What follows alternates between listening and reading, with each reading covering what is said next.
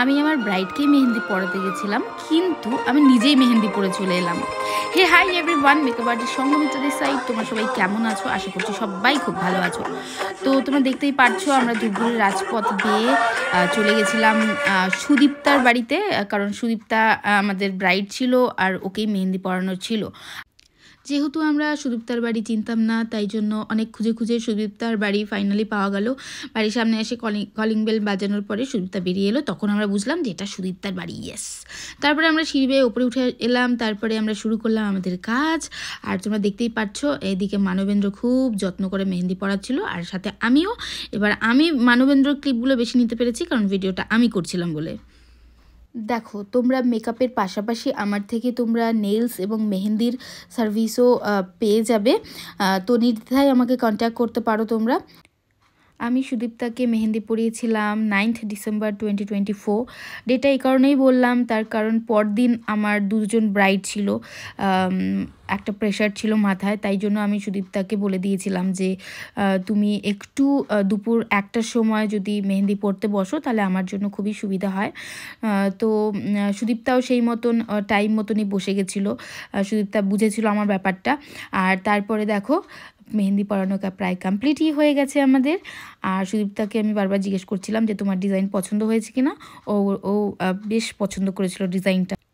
সুদীপ্তার মেহেন্দির ডিজাইনটা বেসিক্যালি ফ্লোরালের ওপরেই ছিল, সাথে আমরা একটু ময়ূর অ্যাড করেছিলাম, সাথে গাঁটছড়া ছিল সানাই ছিল, তবলা অ্যান্ড সব কিছু তোমরা দেখতেই পাচ্ছো। তার মধ্যে ফ্লোরালের ওপরেই আমরা ডিজাইনটা ড্র করেছিলাম। ব্রাইডের মেহেন্দি অনুষ্ঠানটা ছিল সাধারণত রাত্রির বেলায়, আর আমি একটু আগেই চলে গেছিলাম মেহেন্দি পরাতে। আর সেই কারণে ব্রাইড সেভাবে রেডি হয়ে বসেনি। ও বলেছিল দিদি আমি তাহলে, যেহেতু রাতে প্রোগ্রাম হবে, তো আমি পরে একটু সুন্দরভাবে রেডি হয়ে নেব। সারা বছর ভগবানের কাছে তেমন কিছু নিজের জন্য চাওয়ার থাকে না, কিন্তু সিজন চালু হওয়ার আগে আমি ভগবানের কাছে বেশ প্রার্থনা করি যাতে আমাকে সুস্থ রাখে, কারণ আমার সুস্থ থাকাটা ভীষণ জরুরি আমি মনে করি। আর এখানে দেখো মানবেন্দ্রর শরীর যেহেতু ভীষণ খারাপ, তাই ও মাঝে একটু মেডিসিনস নিয়ে নিচ্ছিল।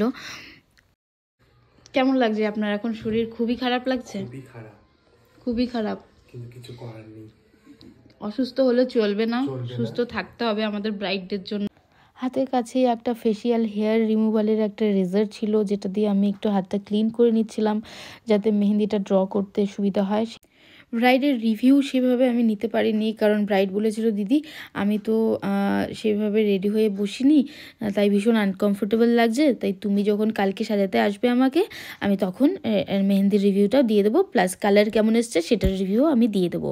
পুরো মেহেন্দিটা আমাদের পরাতে সময় লেগেছিলো 2 ঘন্টা 45 মিনিট মতন। আর তারপরে আমার হাতে যে সমস্ত দাগ ধাব্বাগুলো হয়ে গেছিলো সেইগুলো হাইড করার জন্য আমি আমার নিজের হাতে মেহেন্দি পরে নিয়েছিলাম, যেটা তোমাদের ভিডিও শুরুতে দেখালাম। আর আজকের ভিডিওটা এই পর্যন্ত। তোমাদের মেহেন্দি ডিজাইন আর পুরো ভিডিওটা কেমন লাগলো অবশ্যই কমেন্ট করে জানিও। আর আজকের মতন বিদায় নিচ্ছি, সবাই খুব ভালো থেকো, সুস্থ থেকো, আর দেখা হবে পরবর্তী কোনো ভিডিওতে।